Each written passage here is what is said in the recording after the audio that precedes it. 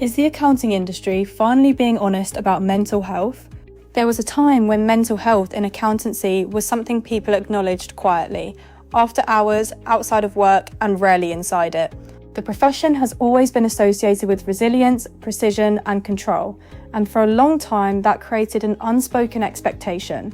Manage the pressure and keep going. But now, something has shifted.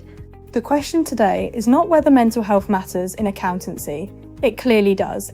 The question is whether the industry is finally willing to be honest about the conditions that affect it.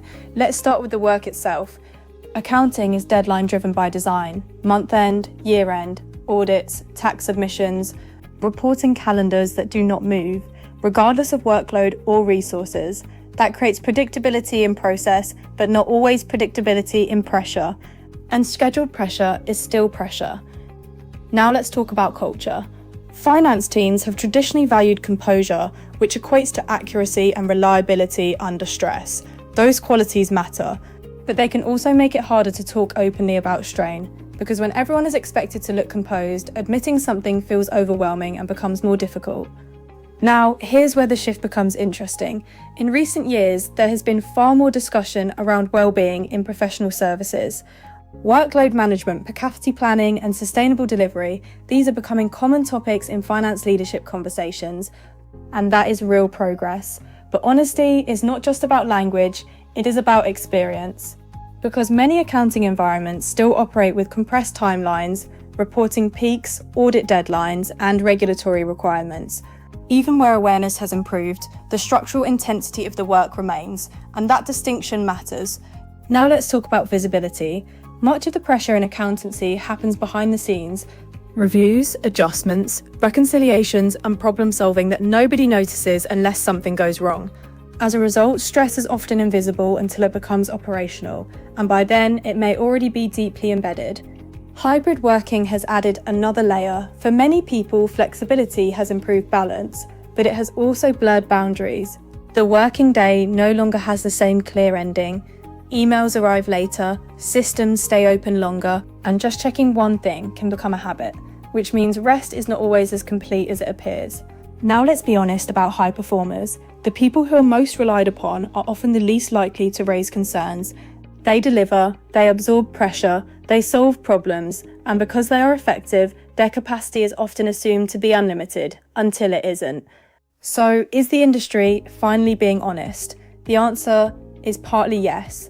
There is more openness, more awareness, more leadership engagement, and in many firms, genuinely better working practices, but progress is uneven. Some teams have embraced the conversation, others are still operating under older expectations, because cultural change rarely happens at the same pace everywhere. Now let's talk about what mental health is really connected to. It is not just workload, it is also clarity. Clear expectations and consistent communication. Uncertainty creates mental strain, conflicting priorities create fatigue, and constant reprioritization creates the feeling of never quite finishing anything, even when everything is technically on track. Leadership plays a critical role here.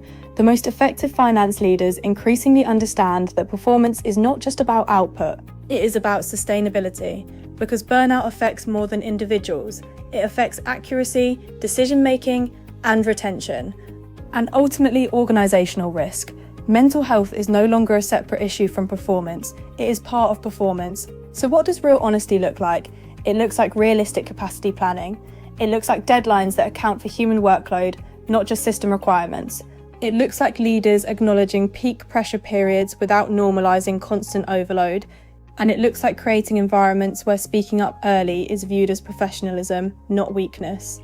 Because silence is not stability, and constant coping is not the same as sustainable performance. So, is the industry finally being honest?